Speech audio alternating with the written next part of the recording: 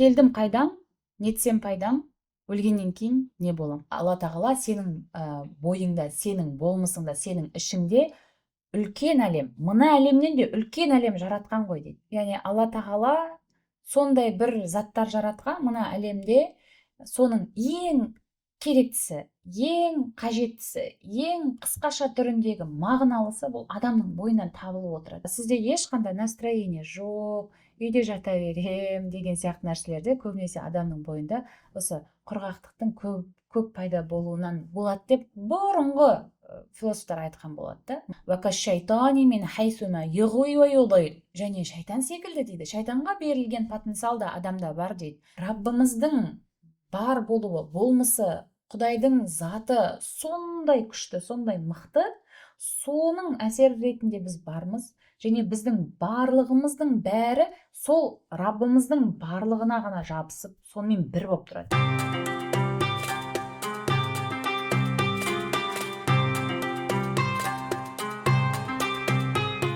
Ассаламу алейкум, Иқра Академия каналымыздың көрермендері, оқырмандары, сіздермен бүгін 4-ші эпизодта мен Айбөпе Кемелдинова. Алланың қалауымен бүгінгі эпизодта біз сіздермен ең алғашқы бөлімнен бастап, ең алғашқы эпизодтан бастап оқып келе жатқан Рағып Аль-Исфахани атты ұлы ғалымымыздың Тафсилу Нашатайн ва Тахсилу Саадатайн деген кітабын оқимыз. Яғни мына екі дүниенің толықтай түсіндірмесі және екі дүниелік бақытқа адам қалай жетеді, екі дүниелік бақытқа жету. Арабшадан қазақшаға шамамен аударған кезде кітаптың тақырыбын. Осы кітапты басынан бастап оқыдық, иншалла соңына дейін оқимыз. Шын мәнінде адам баласының бойына берілген қандай потенциал бар, сол потенциал арқылы ол екі дүниелік бақытқа қалай жетеді. Және осы кітапта біз басынан бастап, бірінші бөлімнен бастап оқып келе жатырмыз. Сіздерге де айтарым, егер қазіргі тақырыпта сіздерге таныс болмаса, бұл қандай кітап, бұл автор кім, жалпы не оқып жатыр деп, сіздер ең бірінші эпизодқа барып, басынан бастап танысып алсаңыздар болады. Сол жақта барлығы жазылған, кіріспе бар.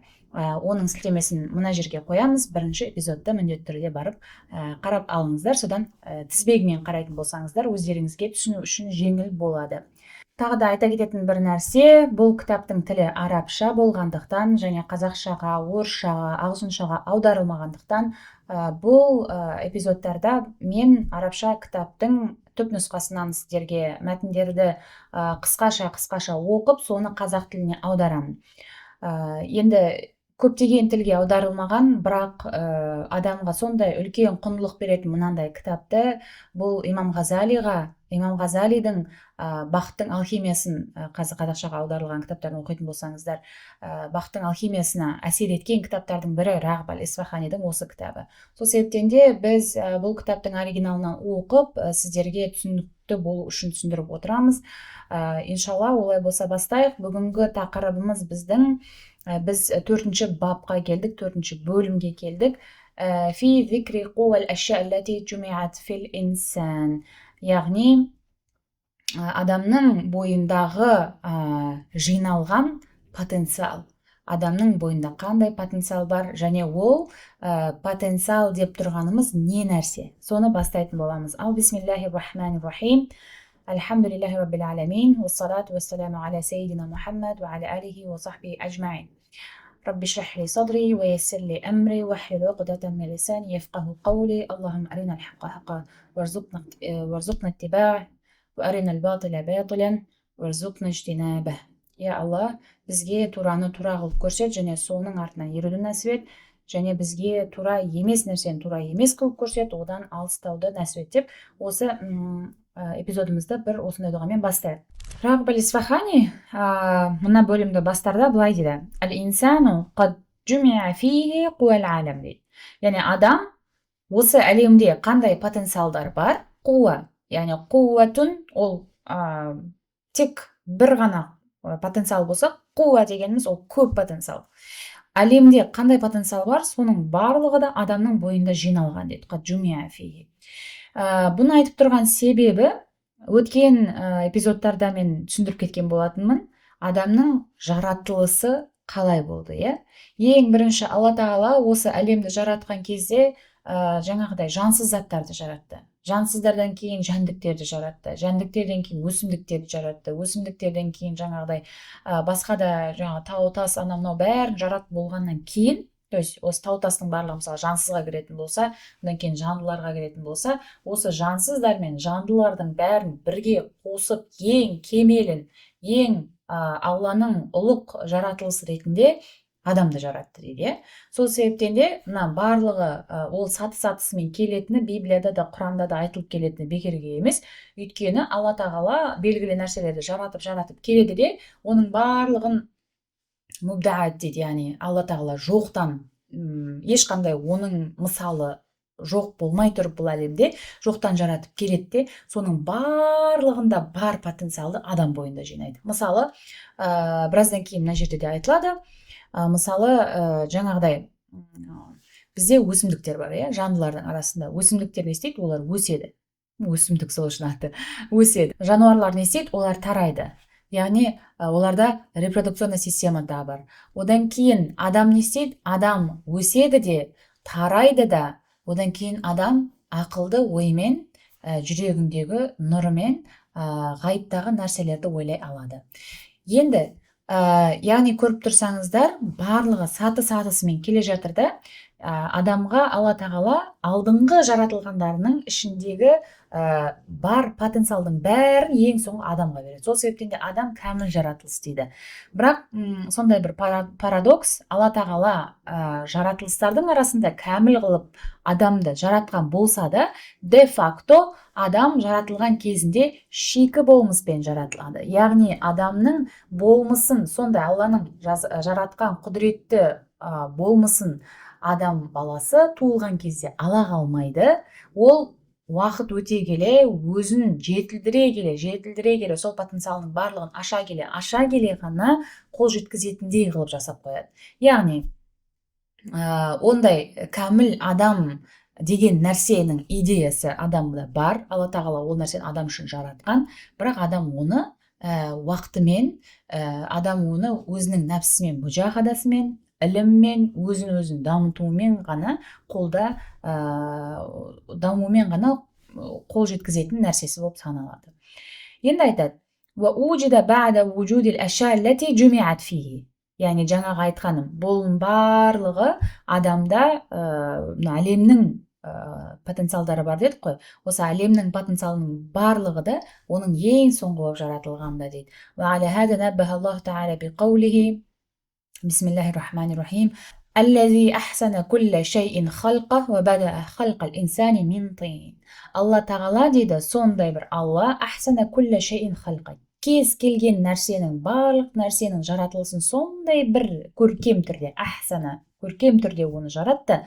Ва бада халқал инсани мин тин. Және адамның жаратылысын топырақтан бастады. Яғни жаңағыдай сатыларды айтып жатыр да. Содан кейін ғана барып ол кәміл инсан, кәміл адам болып толығады, толысады дейді. Енді мына потенциал деген сөзге қысқаша тоқтала кетейік. Жалпы қуатун деген сөз арабшада истита деп айтылады, истиадат деп те айтылады. Истиадат мынау көбінесе кәлам кітаптарында, мысалы Матуридин кітаптарында истиадат деп келеді, Ашаридің кітаптарында истита деп келеді деген сияқты да. Бұл сөздердің барлығы синоним, бір-бірімен алмасып жүре береді. Мына жерде қуа деп берілген. Қуа деп тұрған нәрсе негізінде жалпы бұл бір әрекетсіздікті әрекетке алып келетін зат. Негізі философияда оның танымында сондай. Бір нәрсе ғайыпта біз білмейміз, белгісіз бір жерде бар, бірақ ол бар. Соны сен бил-фи'л дейді, және бил-қуа дейді. Бил-қуа дегеніміз потенциально бірдеңе бар, ал бил-фи'л деген ол актуально. То есть актуально деп отырғанымыз, негізі мен ағылшыншадан аударып отырмын, actually деп. Яғни ол мына әлемде, онтологиялық тұрғыда мына әлемде шынымен объективті түрде бар нәрсе. Бірақ потенциал дегеніміз ол объективті түрде біздің бес сезім мүшемізбен көріп білетін нәрсеміз емес, бірақ ол нәрседе негізінде идея тұрғысында не болмаса біз білмейтін бір жерлерде ол міндетті түрде бар. Мысалы, адам баласының бойында ашу деген бір мінез бар, иә? Осы ашу мінезі бір жерде бар ғой.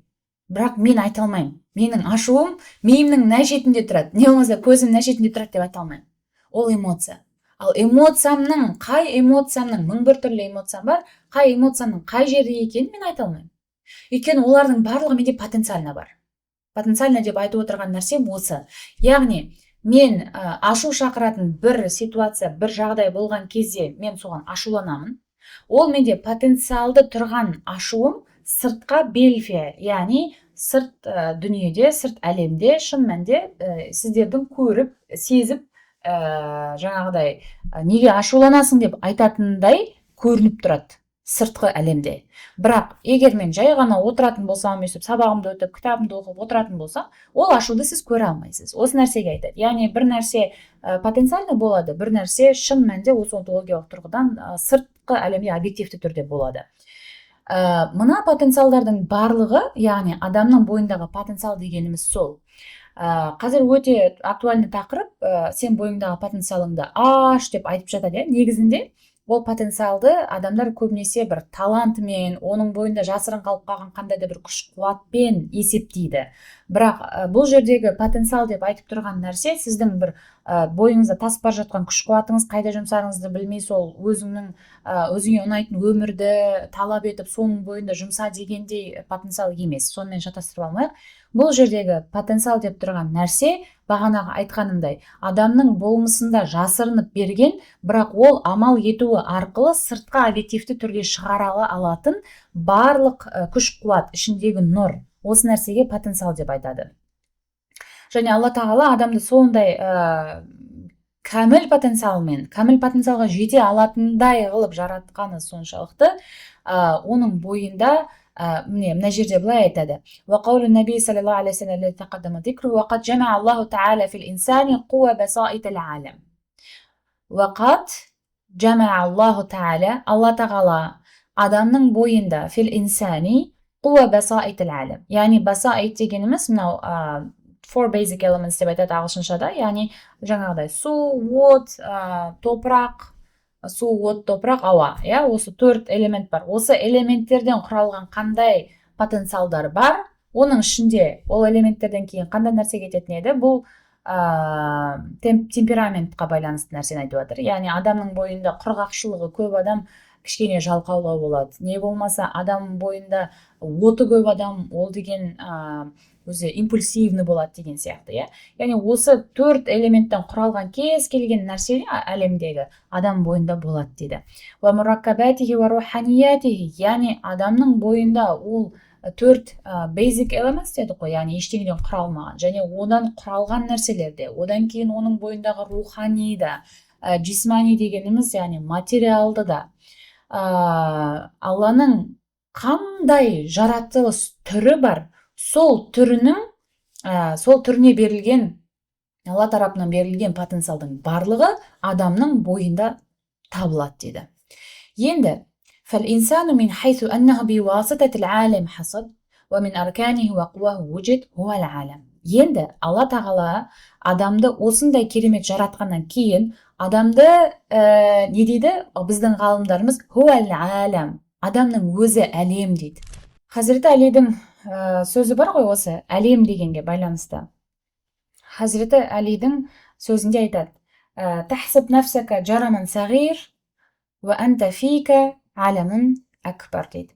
Яғни адам өзіңді сен сондай бір тас сияқты сезесің дейді. Яғни бір түкке тұрғысыз, ешкімге пайдасы жоқ, ешқандай потенциалын аша алмайтын адам сияқты сезесің, адам сияқты деппін ғой, тас сияқты сезесің дейді. Жарам сағир, кішкентай тастар болады ғой, ешкімге бір пайдасы жоқ сияқты, оны бір құрылысқа да қолдана алмайсың, ол жай ғана әшейін көлдің жағасында жатады деген сияқты. Сондай өзіңді бір пайдасыз, түкке тұрғысыз сезесің. Бірақ Алла тағала сенің бойыңда аламун акбар, Алла тағала сенің бойыңда, сенің болмысыңда, сенің ішіңде үлкен әлем, мына әлемнен де үлкен әлем жаратқан ғой дейді. Бұны алдыңғы эпизодтарда тағы да айтқан болатынмын. Осы жерде, яғни айтып отырған нәрсеміз, адам ол бір әлем. Бұны алдыңғы эпизодтарда да айттым, біздің ғалымдарымыз адамды микрокозма дейді. яғни үлкен макрокозм болса, мына әлем кәдімгі барлығы физикалық тұрғыда соның адамның ішінде жиналған барлығының репрезентатив дейді ғой, яғни ананың барлығын көрсетіп тұрады. Сыртқы әлемде қандай нәрсе болса, сол потенциально адамның бойында да бар болып жаратылған. Сол себептен де адамды микрокозма деп айтады. ومن حيث أنه صغر شكله وجمع فيه قواه كالمختصر من العالم. Неге әлем деп айтады? Өйткені Алла тағала сондай бір екі параллель жаратқан, ол үлкен әлем бар және адам кіші әлем, микрокозма бар. Бұл адамның бойы табиғи тұрғыдан, физикалық тұрғыдан кішкентай болғандықтан, сағура шәкілу, оның формасы кішкентай болғандықтан, және әлемдегі болып жатқан нәрсенің барлығы адамның бойында мұхтасар, яғни қысқартылған түрде болғандықтан оған микрокозма деп айтады дейді. Фаиннал мұхтасар минал китаби хуа аллази қуллила лафзуху вастуфия маънаху дейді. Яғни мысалы сіз бір кітаптың саммари дейді ғой ағылшынша, қысқартылған түрін оқитын болсаңыз, сіз ол кітапты толық оқымайсыз, бірақ ол кітаптың мағынасы қандай, соның барлығын біліп шығасыз. Дәл сол секілді адамның бойында әрине сыртқы әлемде болып жатқан нәрсенің барлығы физикалық тұрғыда болмайды, бірақ мән мағынасы ретінде адамның бойында барлығы табылады дейді. Енді адам والإنسان هكذا هو إذا اعتبر بالعالم ومن حيث أنه جعل من صفوة العالم ولبابه وخلاصته وثمرته فهو كالزبد من الخيل والدهن من السمسم فما من شيء إلا فالإنسان يشبه من وجهه. يعني мына жерде айтып отырған нәрсесі, ұзақ сөйлем оқып кеттім. والإنسان هكذا هو إذا اعتبر بالعالم. Адам дейді осы жеріне әлем ретінде. Енді осы нәрсені бізге тарқатып ашады. ومن حيث أنه جعل من صفوة العالم ولبابه وخلاصته وثمراته. Адам әлемге несімен ұқсайды? Адам әлемге біріншіден әлемдегі бар жан-жануарлар, әлемдегі бар жемістер, әлемдегі бар бүкіл заттар. Осының барлығына қарап отырсаң, сол нәрсені адамда да табасың дейді. Мысал берген. فهو كالزبد من المخيط. Мынау зуб минал махит деген көбде піскен айранның майы сияқты нәрсе. Негізі арабтарда да сол нәрсе бар. Махит деген нәрсе. Ол енді дәл біздің қазақтың көбісі сияқты емес, бірақ сондай бір инструмент бар. Олар сол жерде сүтті пісіп ішіндегі майын алады. Ең бастысы сол нәрсе. Яғни уаддахни минас симсе. Яғни мынау күнжіт бар ғой. Күнжітті не істейді? Бір инструментке салып, оның ішінен тоже майын сығып алады. Не болмаса зәйтүн майы. Зәйтүнді не істейді? Зәйтүнді бір жерге салады да, оның майын сығып алады. Яғни адамның бойындағы бар қасиет оның ішіндегі мынау айранның, көбде піскен айранның майы секілді дейді.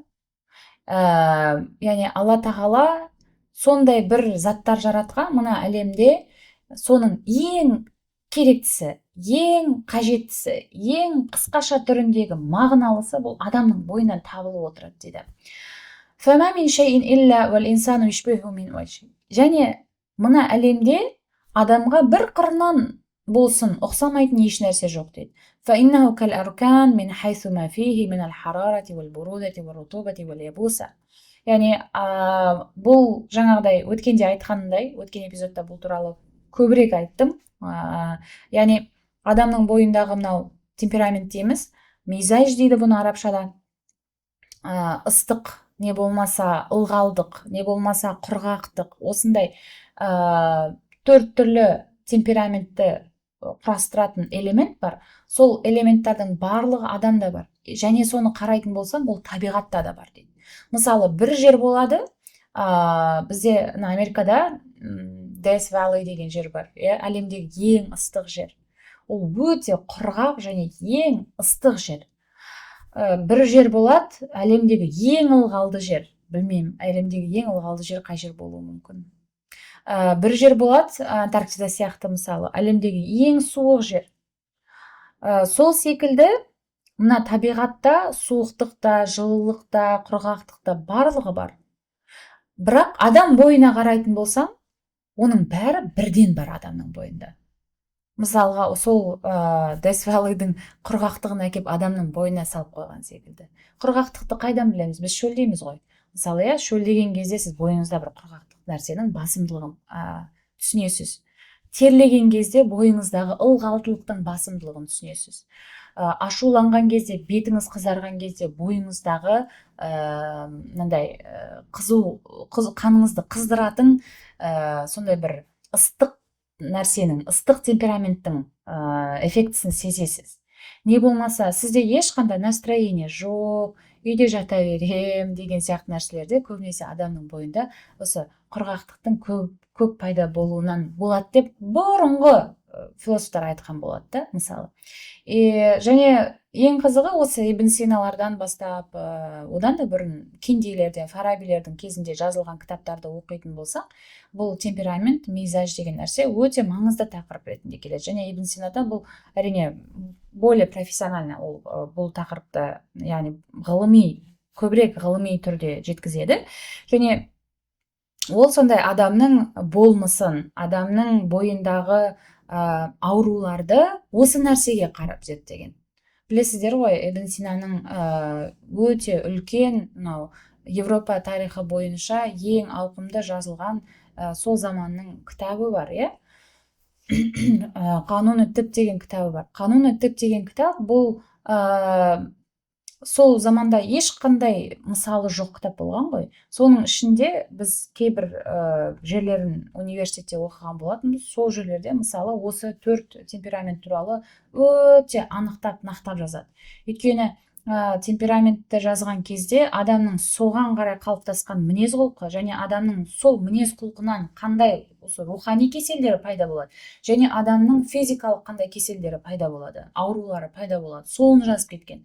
Қазір мысалы онымен психосоматика, психология сияқты ғылымдар енді азды көпті сонымен былайша айтқанда шұғылданады, Бұны біздің ғалымдарымыз кезінде осылай айтып кеткен. Яғни мынау түсінбей қалмасын деп осыншалықты кішкене детально түсіндіріп отырмын.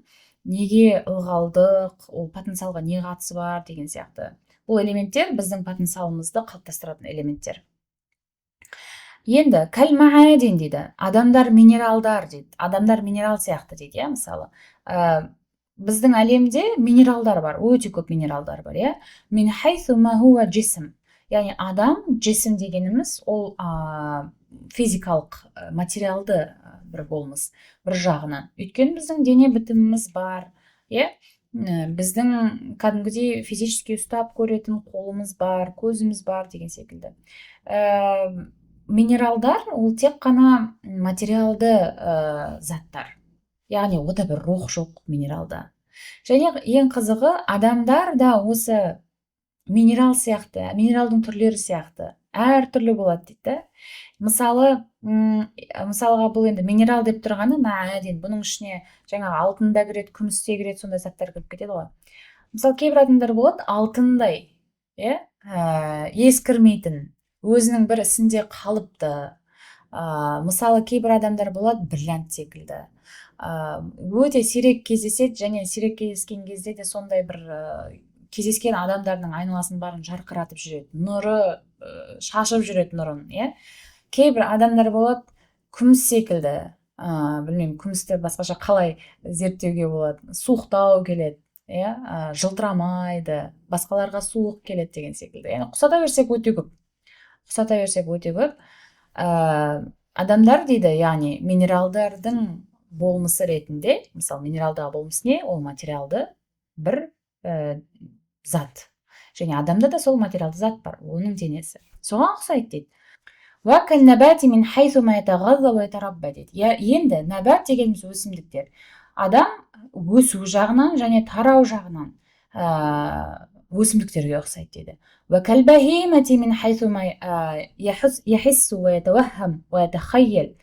Бахима дегеніміз бұл жануарлар. яғни бұл көбінесе үй жануарлары, не болмаса ат мініске қолданылатын атқа да бахима дейді. Мысалы бахимати мен хайсума яхиссу, жануарлар не істейді? Олар сезеді. Біз гүлдер, өсімдіктер сезеді деп айта алмаймыз, иә. Может быть, интерпретация жасап, менің анам секілді гүлдер деген сезеді, олар да сен олармен сөйлес деп айтатын маған. Сол есіме түсіп кетті ғой. Сол сияқты болуы мүмкін, бірақ физикалық тұрғыдан біз олар сезіп жатыр деп айта алмаймыз. Бірақ біз жануарлардың сезетінін білеміз. Мысалы, суық келетін мысық сезеді. Иә, сол сияқты. Тауахум деген нәрсе бұл бір нәрсені тауып айта алу. Енді қазақша түсіндіретін болсам, мысалы мен мынаны көремде, мынаның кружка екенін айта аламын. Бұл су ішетін зат екенін айта аламын. Тура сол секілді, мысалы мен әрдайым мысықтарымнан мысал беремін. Мен мысықтарым өздерінің тамағын көріп айта алады. Яғни орысша айтқанда распознавать. Бір нәрсені распознавать ете аламыз, яғни біз бір нәрсені көріп айта аламыз. Уаятахайял дегеніміз ол нәрсені, ол ойында, тахайюл деген представлять ету, ойында ойша ойлана алу, оның жаңағыдай памятында, жадысында сақтап отырып, бұл енді ағылшынша айтқанда imagination дейді, ойында сол нәрсенің, сол картинаны құрастыра алу. Мысалы, бізде тоже мысықтарды алатын болсақ, мысалы жануар ретінде, олар кеш батқан кезде тамақ жейді. Кеш батты деген нәрсе оларда картина тамақ жеумен жаңағыда ассоциация жасайды. Сол себептен де ол тахайюл деген берілген потенциал оларда да бар. Олар дейді тамақ жеген кезде жақсы көріп жеуі мүмкін, да? Мысалы, ол бір ләззат алады бір нәрседен. Ол жануарларда да бар, ләззат алады. Және олардың да жаны ауырады. Жаны ауру жағынан да біз жануарлармен бірдейміз, иә.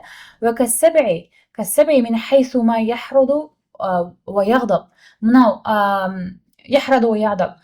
Кәссәбәй деген бұл жыртқыш жануарларды айтамыз. Жыртқыш жануарларға да адам бір жағынан ұқсайды дейді. Қай жағынан? Ол ашуға түскен кезде, не болмаса қатты бір нәрсені күшке байлап кеткен кезде адам оған да ұқсап кетеді дейді. Кейбір адамдар шынымен де жыртқыш болады, және сондай тіпті терминдер бар, иә. Мысалға, некоторые люди как волки деп айтады. Не үшін? Өйткені олар жаңағыдай әсіресе бизнесте қолданылатын сондай бір сөздер бар ғой. Өйткені кейбір адамдардың мінез құлқында жыртқыштық өте көп та. Ол деген бассам екен, барлығын қырып жойсам екен, мен мына бизнесті бастасам бүкіл рисктарды алам, барлығын істеймін деп, иә. Сол сияқты, бірақ ол барлық адамның бойында бар ма? Жоқ. Яғни потенциально кейбір адамдарда жыртқыш аңдардың бойындағы қасиеттер де бар екен.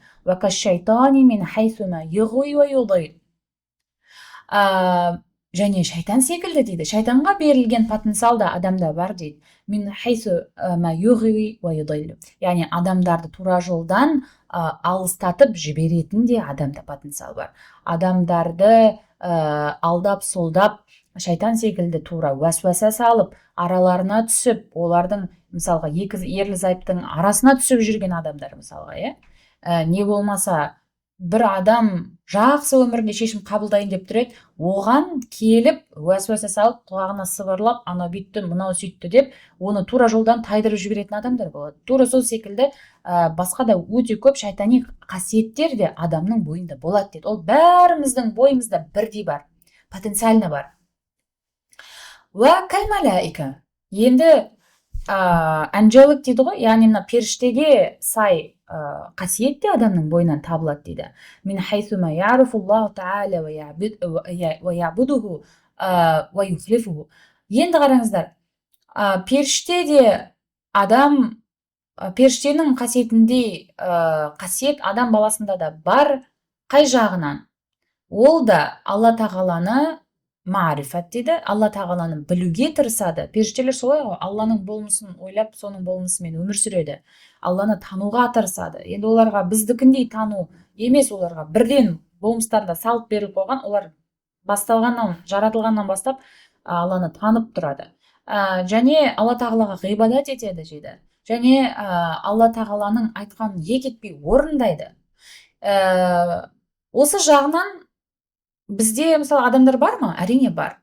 Мысалға, мен ойлаймын, иншалла Алла сондай құлдардың қатарынан етсін. Осы жерде Иқра академияның сабақтарын қарап жүрген адамдар болса, олардың бір ғана мақсаты бар. Ол Алланы тану. Тану, Аллаға жақын болу, Аллаға ғибадатымды түзеу, қалай ғибадат етемін, оған қандай мән табамын, мен кіммін, жаратылыс ретінде, құл ретінде мен кіммін және менің Раббым кім деп сұрап отырған адамдар бар, Шәкәрім атамыздың айтатын сөзі бар ғой, келдім қайдам, нетсем пайдам, өлгеннен кейін не болам.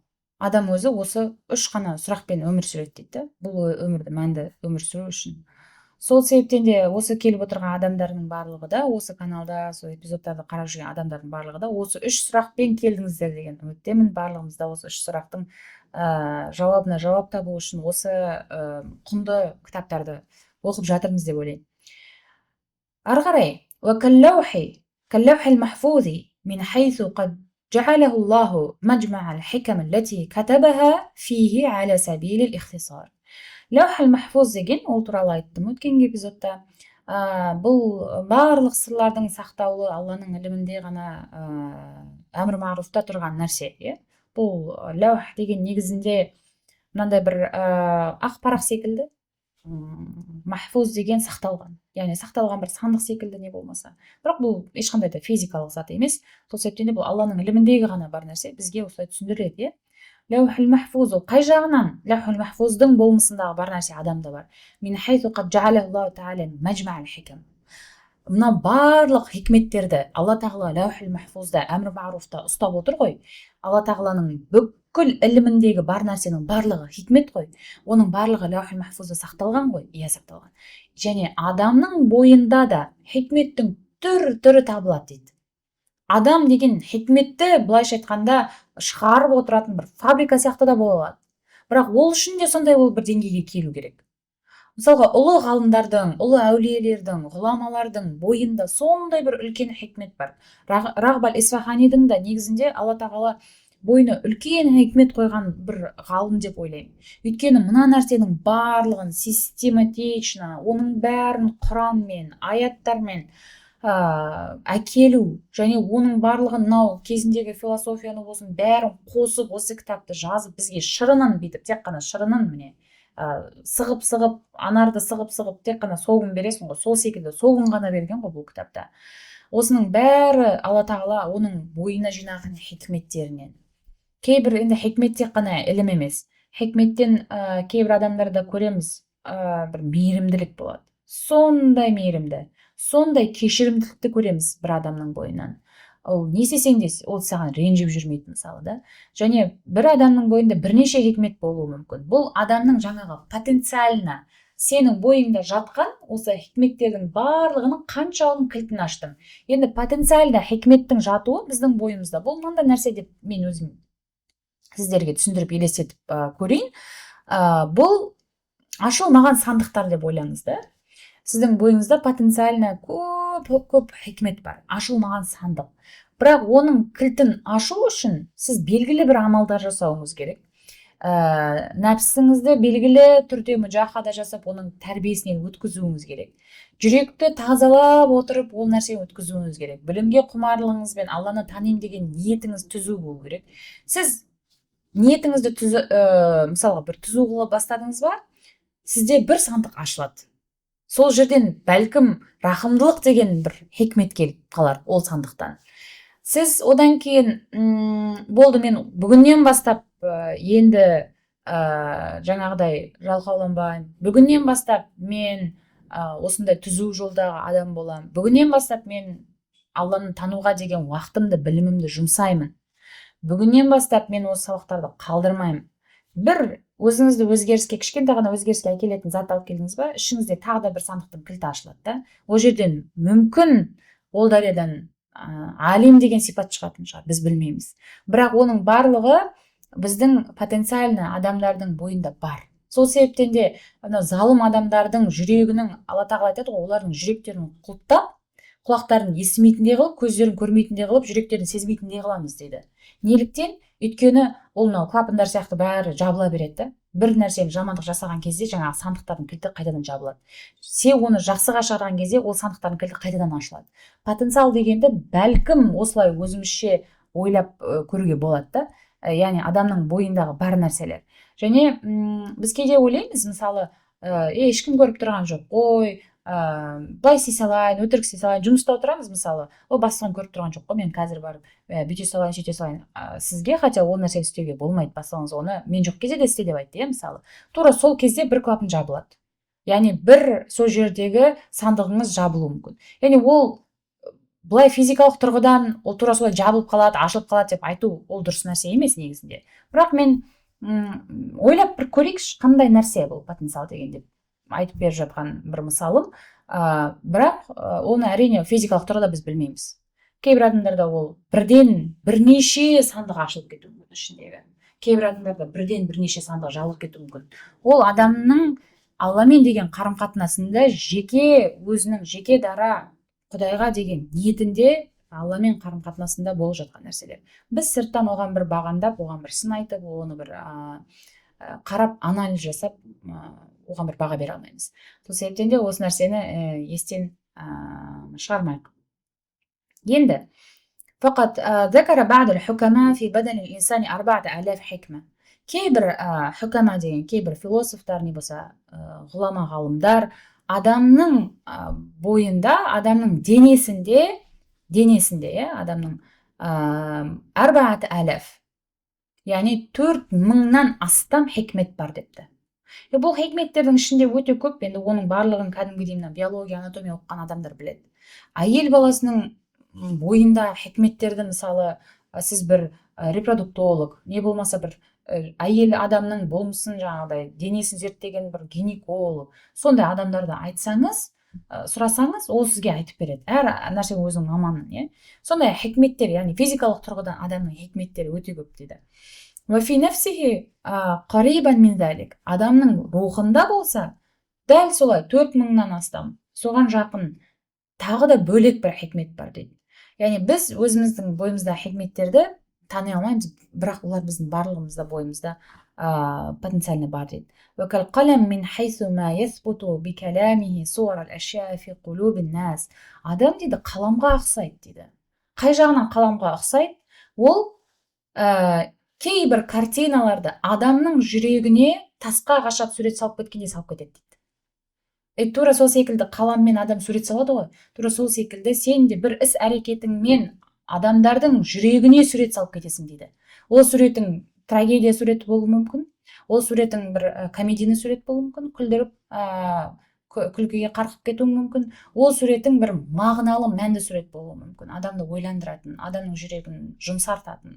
Тура сол жағынан қаламға ұқсайды дейді. كما أن القلم يثبت الحكم في اللوح المحفوظ ولكون الإنسان من قوة مختلفة قال الله تعالى. Алла тағала адамның бойындағы осы потенциалдың, әртүрлі потенциалдың барлығы туралы мына аятта айтады дейді. Бисмиллахир-рахманир-рахим. Инна халақнал инсана мин нутфатин амшаж. Біз, расында біз, инна халақнал инсана, біз адамды жараттық, мин нутфатин амшаж. Амшаж деп отырғанымыз, мынау адамның нутфа деген ол бір эмбрион болса, амшаж деген ол көбінесе ғалымдар бұны ер адамда және әйел адамдағы бар ұрықты айтады, бірақ амшаж өзі көпше түрдегі сөз. Нутфа дегеніміз бұл сингулар, яғни жекеше тұрған сөз. Енді араб тілінде, негізі араб тілінің грамматикасында мынау жекеше тұрған сөздің артынша оған сипат ретінде көпше тұрған сөз келмейді. Жекеше болса жекеше болып келу керек, көпше болса көпше болып келу керек деген секілді. Бірақ мына жерде сондай бір қызық нәрсе бар. Бұл Алла тағала адамды бір ғана эмбрио қылып жараттым, бірақ сол эмбрионның ішінде мен сендерге өздерің тіпті түсініп біле алмайтын, бәлкім кейбір нәрсені біз өміріміздің соңына дейін біле алмаймыз, қандай потенциал біздің ішімізде бар екен. Соның барлығын бойларында жараттым дейді. Яғни бір ғана эмбрион, сондағы мына жердегі аяттың айтып отырғаны, кішкентай ғана бір эмбрион, сендер соған мән беріңдер, және әмшәж, яғни өте көп потенциал бар соның ішінде. Алла тағала сондай бір құдіретін өзін осы жерде көрсеткен. Қандай адам кішкентай ғана бір қан мен судан жаратылып тұрған мынандай бір бөлшек етке адамның бойындағы табылатын потенциалды жарата алады. Ешкім жарата алмайды. Сол себептен де осы аятта Алла тағала соны айтады бізге. Әлем мен адамның арасындағы осындай ұқсастықтар үшін адам дейді әл-инсан әлемін сәйір. Қилә әл-инсану әлемін сәйір. Яғни адам кішкентай әлем деп аталды дейді. Яғни микрокосма. Ал әлем болса, уәл әлем инсанун кәбир. Үлкен адам деп аталды дейді. Бір-біріне сондай ұқсастығынан. Вализалика қала Аллаху тағала. Бисмиллахир-рахманир-рахим. Ма халақакум ва ла бa'сакум илля канафсин вахида. Мен сендерді жаратқан кезде халақакум, яғни адамды да әлемді де жаратқан кезде бір нәпсі сияқты, бір нәпсіден жараттым. Канафсин вахида. فأشار بالنفس الواحدة إلى ذات العالم. және нәфсіл әлем дегеніміз бұл әлемнің заты, әлемнің болмысындағы бар нәрсеге айтты. Яғни сондай бір заттан жаралған секілді біз әлем мен адам. Мына сыртқы әлем деп айтсақ болады, және адам. Осыншама адамның бойы мен әлемдегі ұқсастықтар бар. Бұны жаңағы Ибн Араби деген үлкен сопы ғалымдар бар исламда. Бұл философияны ары қарай тарқатып, өте детально мағынасын көпке дейін апарған ғалымдарымыз бар. Мысалға Ибн Арабидің уахдатул вуджуд деген теориясы бар. Ол туралы бұл эфирде тақырып ашып айта алмаймыз, өте ұзақ. Осы уахдатул вуджудта қысқаша айтатын болсақ, уахдатул вуджудта мынандай нәрсе бар да. Бұл әлем мен жаратылған мен жаратылыс, олардың барлығы бір.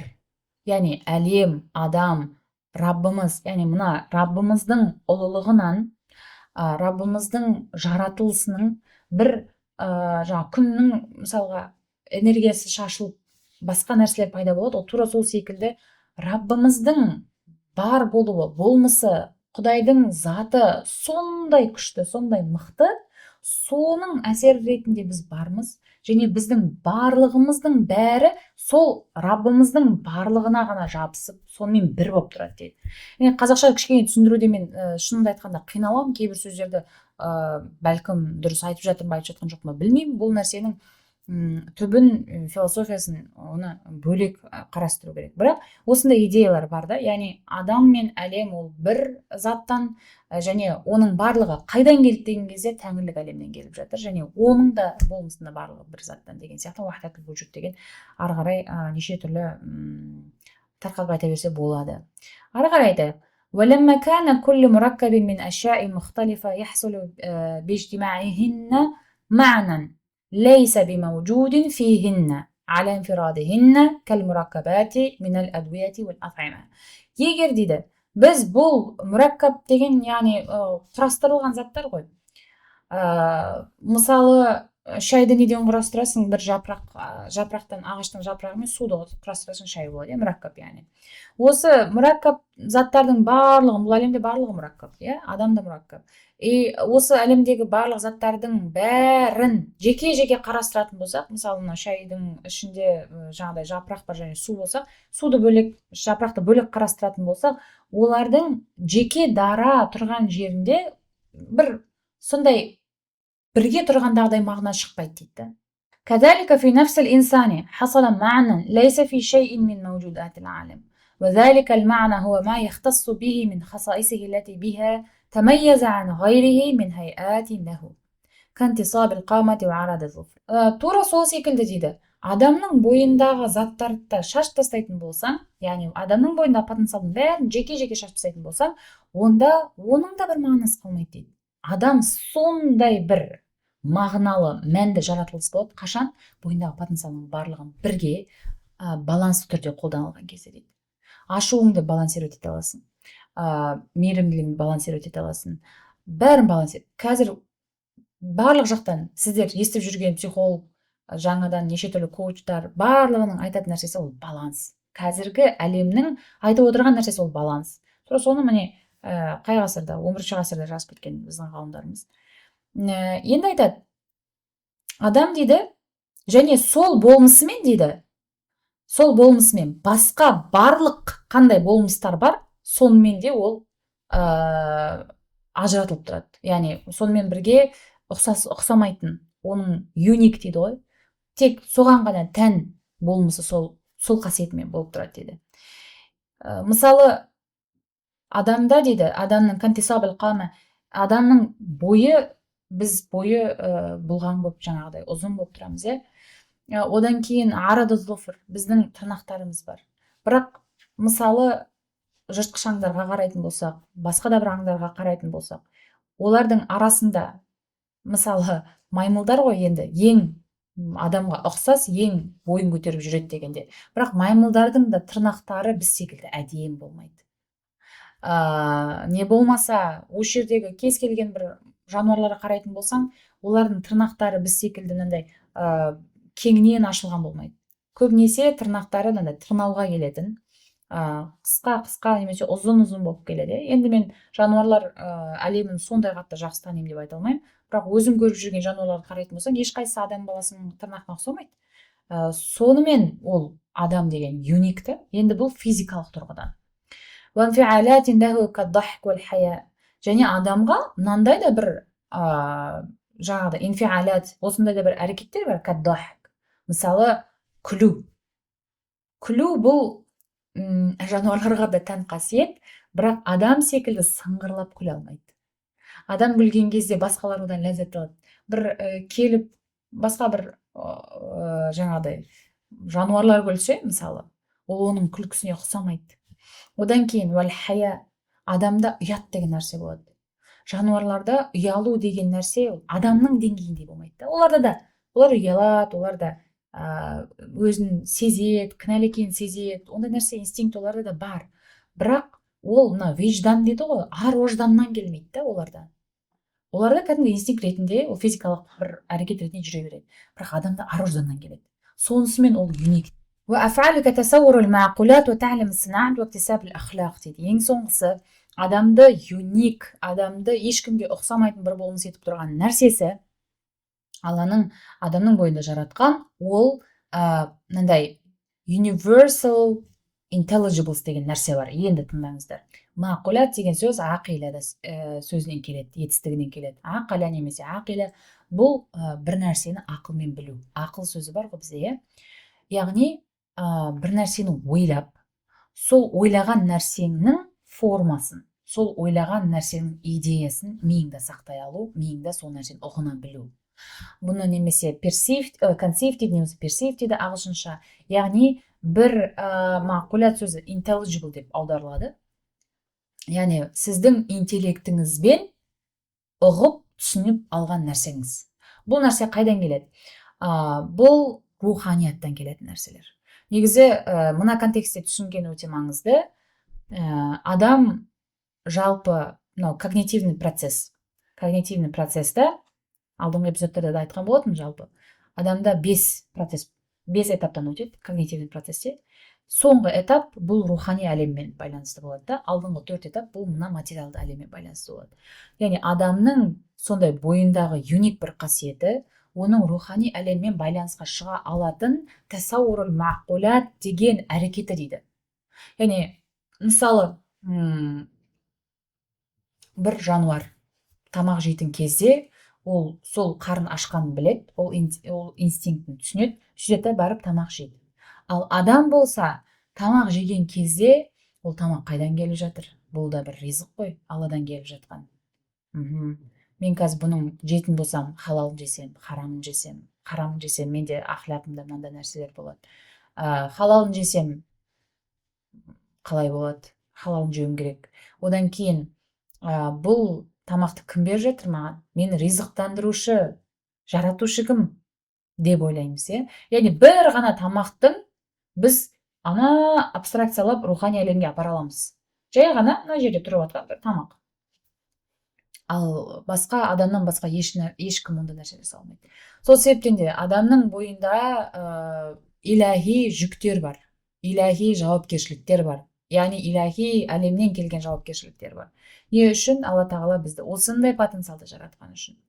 Яғни сынаат деп отырғанымыз қолмен жасалатын жұмыстарды айтады. Біз оның ішіне жаңағы тоқу өнері, неше түрлі қолмен жазу, сызу, арт, сурет салу, қандай да бір қолмен біздің еңбек сабағында кезінде жасаған іс әрекетіміздің барлығы сынаат дейді. Және адам өзінің бойындағы ахляқ, яғни мынау хұлқ деген нәрсе, бұл мінез құлық. Құлық деген сөз де осы хұлықтан келеді. Мінез құлықты адам бойында иктисаб, амал етіп, соны өзінің бойына сіңдіре алады адам баласы. Мысалы, жануарларды дрессировать етеді ғой. Адамдар циркке барып, анау бүйтіп айналды деп, бір аюдың айналғанына риза болып отырамыз, дельфиндер секірді деп, солардың дельфин секіргеніне риза болып отырамыз. Оларды айлап дрессировать етеді, жылдап дрессировать етеді кейбіреуін. Өйткені олардың негізгі болмысында ол жоқ қой. Негізгі болмыстарында ол жоқ. Ал адам баласына Алла тағала сондай оп-оңай туылған кезінде сондай нәрсені берді. Тек адамнан сұралатын нәрсе соған амал етіп, осы нәрсені жетілдіру. Адамның бойындағы бір үлкен жауапкершілік ол өз-өзін жетілдіріп отыру. Үнемі жетілдіріп отыру. Жетілдірген кезде біз тек қана жаңағыдай неше түрлі курстарды алып алып, неше түрлі психологтарға барып жетілу емес, бұл жердегі мәселе. Адам рухани да жетілу керек, материалды тұрғыда жетілу керек, физикалық тұрғыда жетілу керек, эмоционалдық тұрғыда жетілу керек. Қандай сала бар жанымызда, соның барлығында жетіліп отыруымыз керек. Өйткені біз өзіміздегі мінез құлықты құрастыратын адамбыз. Сол себептен де біз юникпіз. Қалғандардың барлығында ол либо бар, либо жоқ. Ал адамда ол өзі құрастырады, немесе құрастырмайды. Әрине туылған кезден бастап кейбір адамдар мінез құлқы басқаша болып туылады. Яғни бір адам өздігінен негізі оның табиғатынан қырсықтау болса, кейбіреуі сондай бір ешкімге тиіспейтін, қырсық емес, сондай болып тұрады. Енді оны күресу үшін не істейміз, соларды айта бастайды. Енді мына жерде 4-ші бап бітті. 4-ші баптың соңында сіздер енді түсініп келе жатқан шығарсыздар. Адамның бойындағы потенциал, адам жаратылғанда қалай жаратылды, барлығын басынан бастап айтып келе жатыр. Енді осы потенциалды қалай қолданамыз? Бұл айтып жатыр ғой, енді кіріспе ретінде ғой бұның әлі бәрі.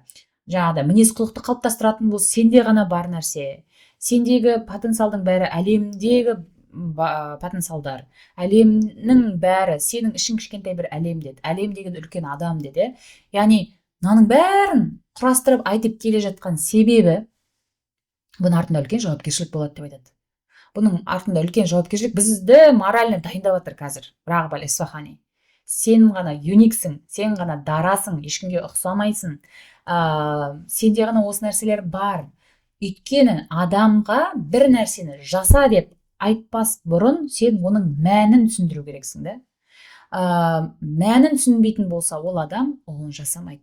Сен қанша біреуге барып намаз оқы деп мәжбүрлеп оқытып қой, басынан ұрып, ол оның мән мағынасын түсінбесе, ол бәрібір бір күні содан діннен суып кетеді. Сол себептен қазір өте көп адам бар. Мен бір уақыттар жұма намазға барып жүретін едім, кейін түсіндім, маған жұма намаз деген керек те емес екен, ол не екен, мен атеист екенмін, оказывается, деп бір уақытта намаз оқып тұрған жерінен автоматты түрде атеизмге кетіп қалатын адамдар болады. Не үшін? Өйткені мән мағына түсіндірілмеген. Сол себептен де сіздер асықпаңыздар, бірінші эпизодтағы басталған сабақтан бастап көріңіздер. Бұның бәрі өте маңызды. Кейбір сабақтар бәлкім сол сабақтың өзінде түсініксіз болады, бірақ жалпы картинаны көрген кезде сіздерге одан да көп мағыналар ашылады, одан да көп хикметтер жүрегіңізге иншалла Алланың тарапынан қойылады деген үміттемін. Біз бұған тек қана себепшіміз. Осымен бүгінгі біздің эпизодымыз тәмам. Бұл жалғыз 4-ші баптың осындай қысқаша түсіндірмесі болды. Сіздер не түсіндіңіздер? Қандай өздеріңізге сабақ алдыңыздар? Қандай мән алдыңыздар? Стористеріңізде бөлісіңіздер, мені және Қалым Қасым парақшасын белгілеп бөлісіп кетсеңіздер, біз үшін ол өте үлкен сіздердің тараптарыңыздан қолдау.